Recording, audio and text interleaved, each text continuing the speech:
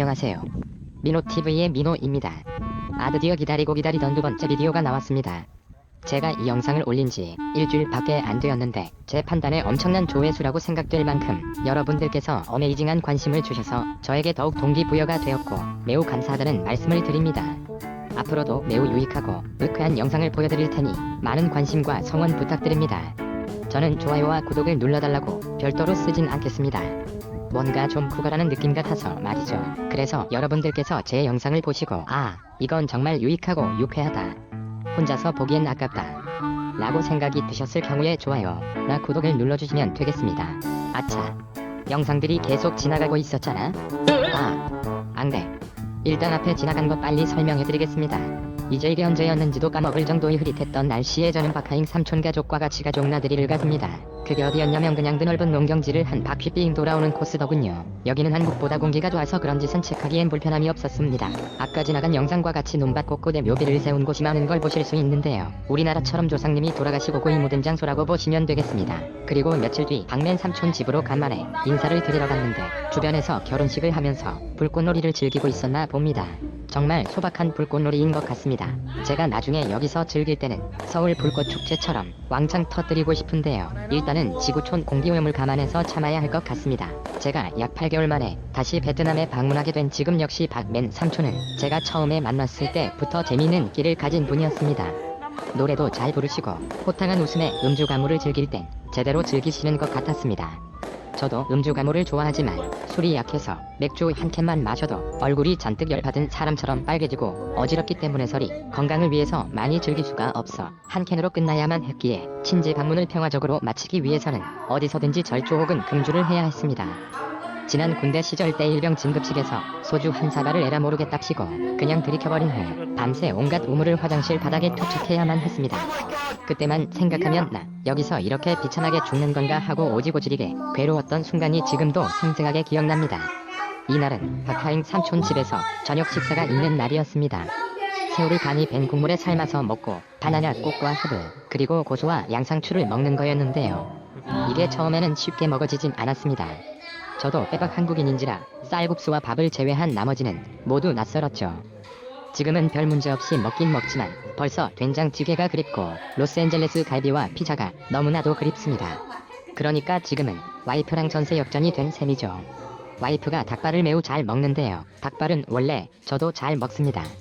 그런데 한국에서는 보통 양념이 깊게 배어 있지 않습니까? 여기 베트남에서는 닭발을 그냥 삶아서 먹는 것 같습니다. 색깔이 누런색이어서 맛 좀 있나 해갖고 하나 먹어봤는데 양념이 적은데다가 너무 심심하고 닭비린내도 좀 남아있어서 여기 닭발은 그냥 믿고 거르는 걸로 결론을 지었습니다. 와이프는 그런 저희 심정을 이해는 하는 것 같은데 저에게는 그냥 보란듯이 개걸스럽게 싹싹 먹어치우는 야성을 드러냅니다. 두고 보자. 내 반드시 한국에 다시 돌아가서 맛있는 음식을 너의 눈앞에서 먹어주고 방에 들어가면 방에 쫓아가면서까지 맛있게 먹어줄 테야. 농담입니다. 결혼 초기에 잘 해줬으면 계속 잘해줘야 행복한 가정을 꾸릴 수 있는 가장이 될 수 있겠죠? 지금 보시는 영상은 할아버지께서 같이 산책하자고 부르셔서 저번에 가봤던 농경지를 다시 뺑 둘러보러 가게 되던 날입니다. 조카 엠롱도 할아버지를 같이 따라갔습니다. 이 구간은 길이 참 길고 길어서 오토바이로 전력 질주를 하고픈 느낌을 가지게 하죠. 방금 전봇대 같은 사물을 잠깐 보셨을 텐데요. 여기 베트남에서는 대도시가 아닌 일반 마을 같은 경우 언제 부러질지 모르는 비주얼을 보여주고 있습니다. 이 지역은 정말 한국의 드넓은 시골 논밭 풍경을 똑같이 보여주는 것 같습니다. 물론 이런 논밭은 미국의 농장과는 상대도 안 되는 규모이지만 걷기나 달리기 운동하는 데에는 충분한 거리인 것 같습니다. 아마 이때 한 5km 정도는 걸었을 겁니다. 이곳은 새우 양식장인데요. 전기가 나가서 발전기로 가동시킨 것을 보실 수 있습니다. 그러고 보니 이곳은 정전이 종종 발생하는데요. 특히 여름같이 전기를 많이 쓰는 날이면 적게는 일주일에 한 번이나 3번까지 일어나기도 합니다. 정전 시간이 매우 길면 하루 종일일 수도 있다고 하네요. 그러므로 정전으로 피해가 큰 곳은 발전기가 필수입니다. 길 한가운데에 어디선가 많이 본 것 같은 선인장이 자라고 있었습니다. 선인장은 대개 잎이 없는 다육질의 큰 줄기가 특징인 현화식물로서 한국에서 흔히 자라는 선인장은 열대산으로 높이 2m에 달하고 편평한 가지가 많이 갈라지며 제주도에서 자랍니다. 경절은 짙은 녹색이고 모양은 타원형 또는 달걀을 거꾸로 세운 모양이며 편평합니다.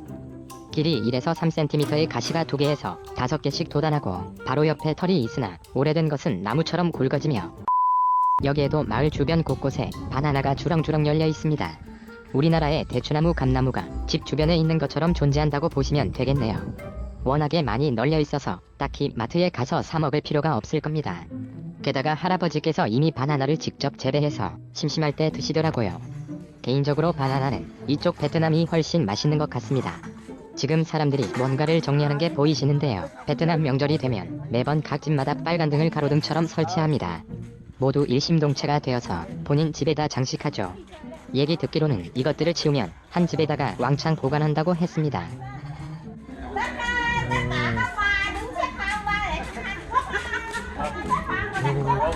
아이고 이놈의 인기는. 방금 나온 말도 처음엔 이해를 못했지만 와이프가 해석해주니 이렇게 나오네요. 처음에 보고 와이프가 막 웃길래 뭐라고 했는지 물어봤었죠. 웃을만 하네요. 그런데 그냥 웃을 수만은 없는 것이 제가 나중에 정말 유명해질 수도 있기 때문에 정말로 줄 서서 촬영을 기다려야 할 수도 있다는 소름이 돋는다는 것이죠. 물론 저만의 뻥으로 끝날 수도 있습니다. 어떻게 될지 모르지만 조금 기대합니다. 다음날 할아버지께서 어디를 또 가자고 하십니다.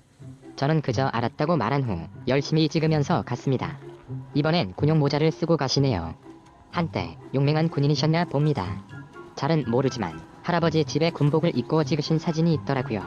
길거리를 보시면 제 와이프의 동네가 이렇다는 걸 보여주고 있습니다. 대부분 담벼락을 보면 많이 노후되고 이끼가 많이 서식하며 자연과 잘 어우러지고 있는 모습을 볼 수 있습니다. 그래도 어딘가 곳곳에는 쓰레기 더미가 있고 빈 건물도 있고 그럽니다. 여기에도 한국 시골처럼 담벼락에 깨진 유리 조각을 꽂아서 도둑의 침입을 막으려는 노력이 돋보입니다. 그래도 맘먹고 침입하는 도둑을 어떻게 감당해낼 수는 없기에 한국에서는 웬만한 도둑은 다 잡히지만 여기는 조심해야 합니다. 문단속과 보안을 단디해야 살림을 안전하게 보존할 수가 있는 것이죠. 그래서 많은 외국 사람들이 한국을 좋아하는 큰 이유 중에 하나가 바로 제안입니다. 이제 여기에서 처벌 수위만 10배로 높이면 대한민국 만만세입니다. 어느덧 강가 지역까지 왔습니다. 여기에도 주변마다 무덤이 보입니다. 뭔가 한국 무덤보다는 훨씬 멋있어 보이네요. 이 강은 예전에도 봤던 거지만 맨날 흙탕물 색깔이어서 과연 무엇이 살고 있을지 저에겐 수수께끼 같은 존재입니다. 베트남 3월은 흐린 날씨가 많아서 이날도 산책하기엔 안성맞춤이었습니다. 그래도 오래 걷다 보면 땀이 나긴 합니다. 그렇지만 살이 안 타도 어디입니까?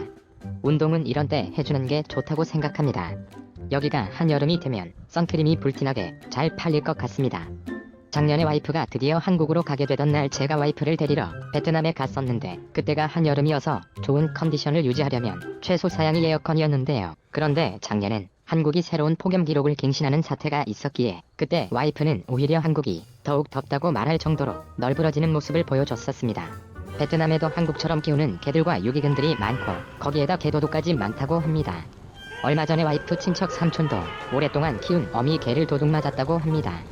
이렇게 베트남의 범죄 발생률이 높지만 일단 잡히면 뒤지게 맞고 다음 절차를 진행하는 걸 보니 범죄자 우대가 한국보다는 나쁘지 않은 걸 보여주고 있었습니다. 이날에 참 오래 걸었는데 날씨가 흐림에도 불구하고 비가 전혀 내리지 않았던 게 마냥 신기했습니다. 한국 같았으면 누가 봐도 딱 비가 내릴 느낌이었을 텐데요. 할아버지께선 개의치 않으시고 당당하게 걸어가셨습니다. 비가 안 온 걸 보니 아무래도 할아버지의 무릎에 통증이 없으셨나 봅니다. 한참을 걸어갔을 때 이제 막 끝난 결혼식 무대가 보입니다. 제가 결혼식을 했을 적에도 저 정도 규모의 천막에서 결혼식을 치렀습니다. 그때가 3월 20일인데 구름 낀 날씨가 아니었고 정말 구름이 별로 없는 맑은 하늘을 보여줬었습니다. 날짜 타이밍 한번 제대로 잡았다고 생각했었죠. 그런데 더욱 더 신기했던 것은 한국에서 결혼식을 했던 날인데요. 작년 10월 20일에 교회에서 했습니다. 추워지는 날임에도 불구하고 한국으로 잘 오지 않는 동쪽 바람이 불었다는 것인데 이런 것들을 회상해봤을 때 앞으로 저와 와이프의 앞날이 얼마나 환상적일지 기대가 되기도 합니다. 계속 길을 가고 있었더니 제비로 웬 개새 귀여운 강아지가 제비를 따라오네요. 얘야, 나는 가진 게 휴대폰 밖에 없으니 오지 마렴. 카메라 먹을 줄 알면 주겠지만 이건 내 거지롱. 며칠 뒤에 와이프의 2살 많은 언니인 타오의 집으로 가게 되었습니다. 타오는 원래 저의 아파트 집의 옆동에 살고 있어서 와이프가 심심할 때마다 자주 놀러갔던 곳인데요. 최근 추투하 관절 증후군이라는 좀 골치 아픈 질환이 있어서 얼마 전 베트남에서 수술을 마쳤고 한 달 후에 다시 한국으로 돌아갈 거라고 했습니다. 약 400만 원이라는 거금을 들여 치료를 했기에 저랑 동갑 친구인 남편의 과감한 결정에 박수를 보내고 싶습니다. 타오의 집에 도착했을 때 집이 상당히 후줄근했지만 사는 데엔 지장이 없어 보였습니다. 단 샤워실과 화장실만 빼고요. 이곳은 정말 샤워가 가능한지 모를 정도의 퀄리티와 전형적인 시골 화장실의 모습을 갖추고 있었습니다.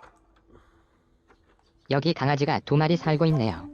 몸이 삐쩍 말라서 잘 먹고 사는지 걱정될 정도입니다. 와이프가 한국에서 타오 집에 놀러 갔을 적에 2살도 안 된 애기 태민이와 항상 재미있게 놀아주곤 했었죠. 빨리 아이를 가지고 싶어 하는 것 같은데 자궁경부암 주사 한 방이 아직 남아있기에 3개월을 더 기다려야 하는 상황이네요. 아무튼 언젠가는 소식이 있을 것입니다. 그럼 다음 영상에서 뵙겠습니다. 시청해주셔서 감사합니다.